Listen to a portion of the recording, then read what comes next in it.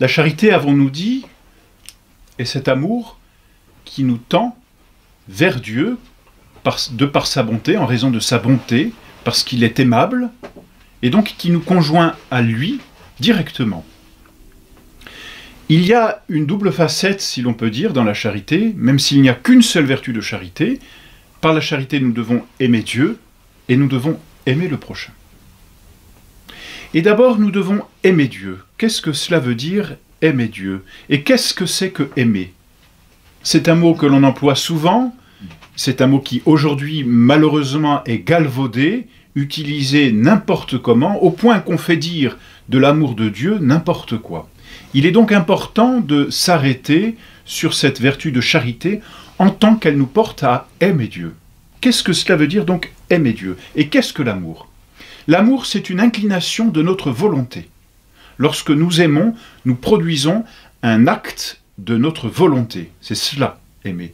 Ça peut être, bien sûr, un acte de notre sensibilité aussi, mais Dieu étant parfaitement spirituel, c'est essentiellement notre volonté qui est concernée. Et d'ailleurs, la vertu de charité vient se greffer sur notre volonté. Aimer, c'est donc produire un acte de volonté. D'ailleurs, on peut même dire que vouloir, c'est aimer. C'est la même chose. Car quand on veut, qu'est-ce que l'on veut? Un bien. Et pourquoi veut-on ce bien? Parce qu'on l'aime, ou parce qu'il nous fait du bien. Donc, au fond, parce qu'on s'aime soi-même. On le veut pour soi-même, parce qu'on s'aime et qu'il nous procure du bien, ou on le veut pour lui-même, parce qu'il est bon lui-même, et donc on l'aime. Donc, quand on veut, on aime, naturellement. C'est cela, l'acte de la volonté, c'est l'amour. Aimer, donc, c'est une inclination de notre volonté. Aimer Dieu, qu'est-ce que c'est? C'est une inclination de notre volonté par laquelle nous nous attachons à Dieu, tout simplement. Et l'aimer en charité, c'est l'aimer non seulement comme notre Créateur, notre bienfaiteur, mais c'est l'aimer comme notre Père et notre fin dernière. Si bien que l'amour de charité, c'est l'inclination de notre volonté qui nous porte vers Dieu, c'est-à-dire par laquelle nous nous attachons à Dieu lui-même, comme notre souverain bien, et comme notre fin dernière. Dieu souverainement aimable, donc Dieu souverainement bien, et ce qui est bien par excellence est fin par excellence, c'est-à-dire fin dernière. Comme nous l'avons dit dans le cours précédent, l'amour de charité est un amour d'amitié. Qu'est-ce que cela veut dire? En fait, on distingue deux sortes d'amour. On distingue un amour de bienveillance et un amour de concupiscence. L'amour de bienveillance, comme le dit le nom lui-même, c'est un amour par lequel on veut du bien. Bienveillance, bien vouloir. Je veux bien. L'amour de bienveillance, c'est l'amour par lequel on veut le bien de celui que nous aimons. Tandis que l'amour de concupiscence, c'est un amour par lequel nous voulons une chose pour le bien qu'elle nous procure. C'est-à-dire que c'est un amour qui est comme recroquevillé sur lui-même, si l'on peut dire. C'est un amour qui se finalise par soi-même, comme égoïste. Comme, je dis bien égoïsme, parce que l'amour de concupiscence n'est pas forcément un péché d'égoïsme. On s'aime soi-même et c'est naturel, heureusement. Donc l'amour de concupiscence, c'est l'amour par lequel nous aimons une chose pour nous-mêmes, tandis que l'amour de bienveillance, c'est un amour par lequel nous aimons une personne pour elle-même, pour le bien qu'elle est. Eh bien, la vertu de charité, c'est un amour de bienveillance. C'est-à-dire un amour par lequel nous aimons Dieu pour lui-même, et non pas simplement pour nous-mêmes. Bien sûr, on peut et on doit aimer Dieu aussi pour nous-mêmes. Il y a dans la charité, et c'est la charité imparfaite, disons, un amour de concupiscence, par lequel, eh bien, nous aimons Dieu pour les bienfaits qu'il nous procure. Et cela revient à la vertu aussi d'espérance, pour les bienfaits qu'il nous donne. Et finalement, nous aimons plus les bienfaits que Dieu lui-même, ou alors nous nous aimons plus parfois que nous devrions aimer Dieu. Et puis, cet amour de concupiscence nous porte aussi, et à juste titre, à remercier Dieu et avoir à son égard de la reconnaissance pour les bienfaits qu'il nous donne, c'est certain. Mais quand on a cette charité imparfaite, mais véritablement charité tout de même, nous aimons Dieu plus pour les biens, plus pour le bien qu'il nous fait. Et donc nous nous regardons plus que nous ne regardons Dieu. Mais c'est déjà une bonne chose. Et c'est déjà bien de savoir rendre grâce à Dieu, bien au contraire, c'est une bonne chose. Mais ce n'est pas la perfection de la charité. Voilà, c'est cela qu'il faut dire. La perfection de la charité consiste à aimer Dieu tel qu'il est lui-même et pour lui-même. C'est-à-dire non plus, je dirais, pour notre propre sainteté, et c'est souvent comme cela que l'on regarde justement Dieu, on se regarde, on veut notre sainteté. Non, la charité va encore plus loin. Par la charité, nous aimons Dieu pour lui-même, c'est-à-dire pour sa gloire. Nous voulons sa gloire. Plus que notre bien, nous voulons son bien. C'est la même chose, vous me direz, mais c'est un regard différent.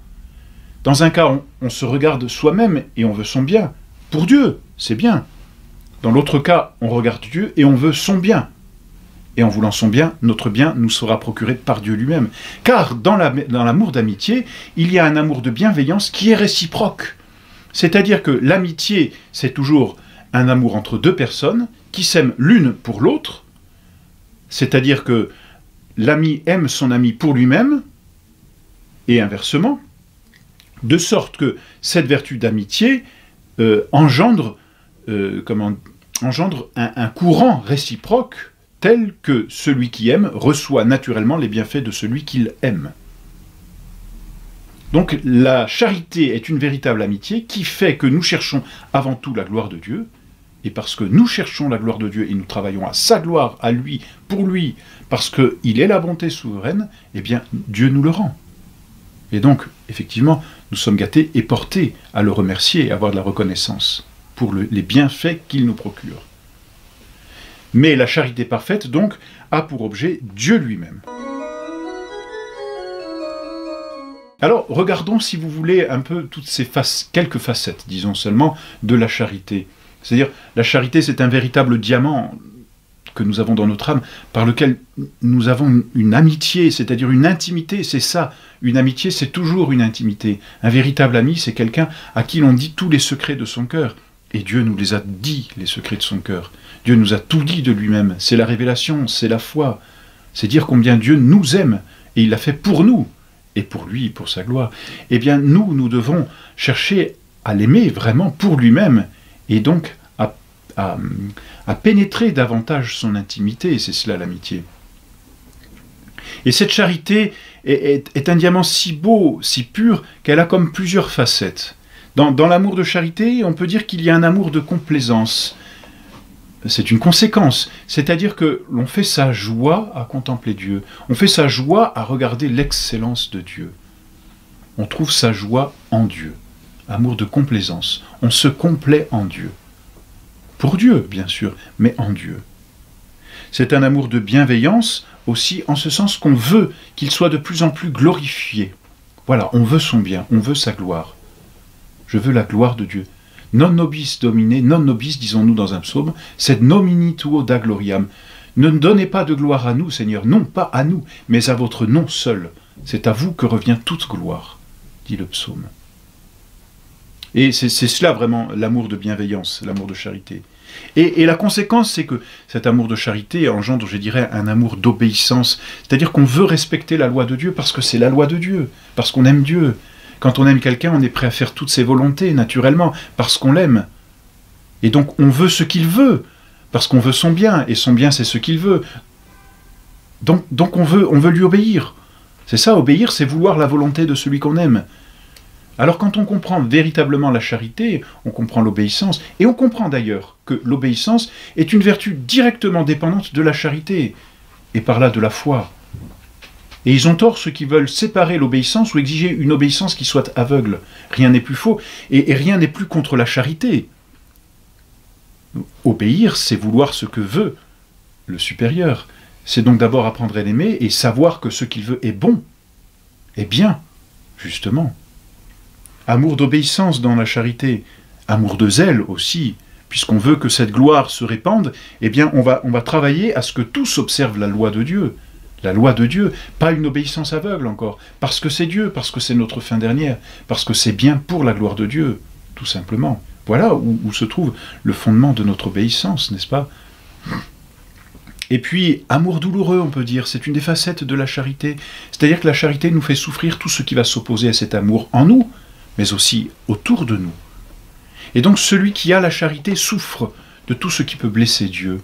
Et l'on comprend les âmes des saints, et l'on voit même, on reconnaît à cela les âmes des saints, c'est qu'elles sont blessées des actes qui offensent Dieu.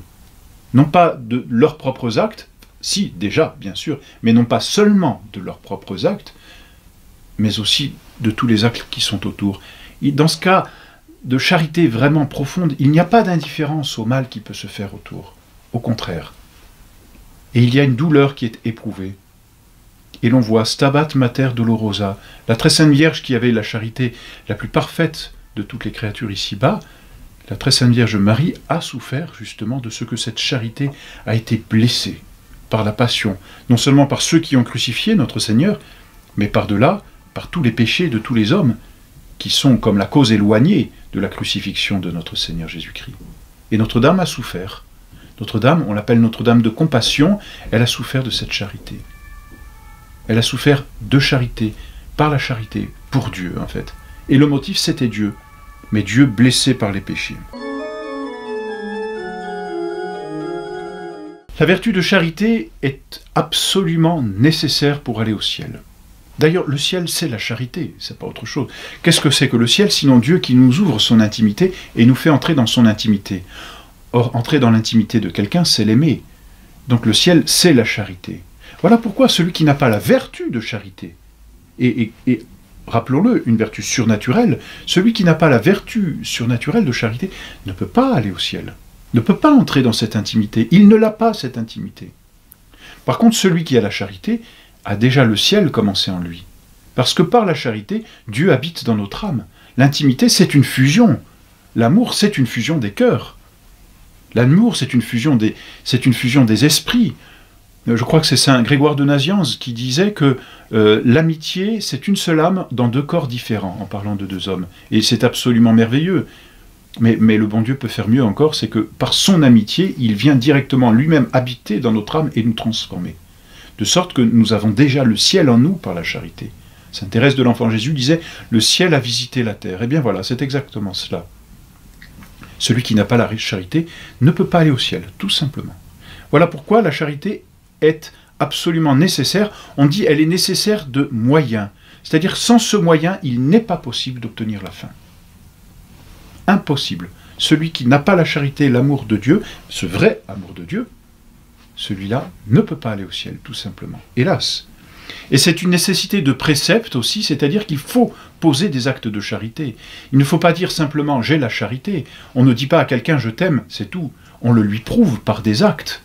Sinon, cette personne à qui l'on dirait bien « je t'aime » sans le lui prouver, pourra toujours douter de notre amour, c'est légitime.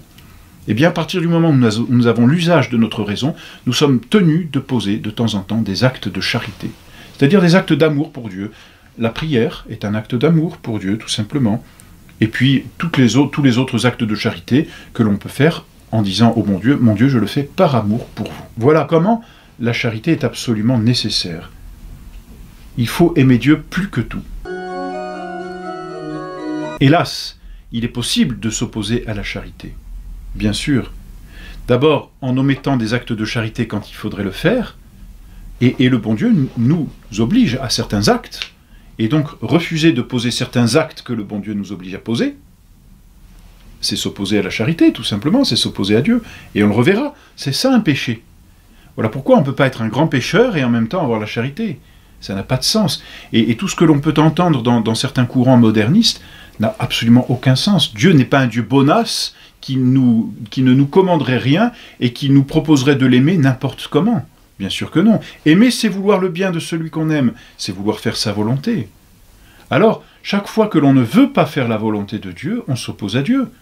On s'oppose à ce qu'il veut, à ce qu'il aime, donc on s'oppose à son amour.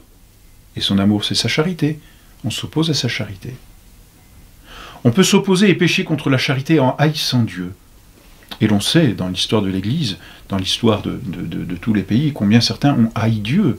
Ceux qui veulent le chasser, par exemple, ceux qui ont voulu le chasser des écoles et qui continuent à le chasser des écoles, de la société, ceux-là n'ont pas la charité. Ceux-là ne peuvent pas aller au ciel. Ils n'aiment pas Dieu, tout simplement. Donc en s'opposant directement à Dieu, une haine, une propre haine justement, une haine d'inimitié, détester Dieu pour ce qu'il est. C'est le plus grand de tous les péchés. C'est le péché de Satan. Je déteste Dieu pour ce qu'il est, c'est-à-dire pour le bien souverain, pour mon bien, pour ma fin dernière. C'est horrible. Il y a la haine de Dieu pour les bienfaits qu'il nous donne. On hait Dieu parce qu'on déteste ses commandements, parce qu'on déteste ce qu'il nous demande. C'est sûr que quand on aime quelqu'un, on est toujours content de faire ce qu'il veut, même si c'est difficile. Si on se met à détester ce qu'il veut, par conséquent, on finit par le détester lui-même, hélas. C'est une haine qu'on appelle d'abomination. Puis tout péché mortel nous fait perdre la charité parce qu'elle s'oppose à Dieu. Puis il y a l'assédie, on en reparlera dans les péchés capitaux. L'assédie, c'est une paresse de servir Dieu. Voilà pour les péchés qui s'opposent à la charité pour Dieu.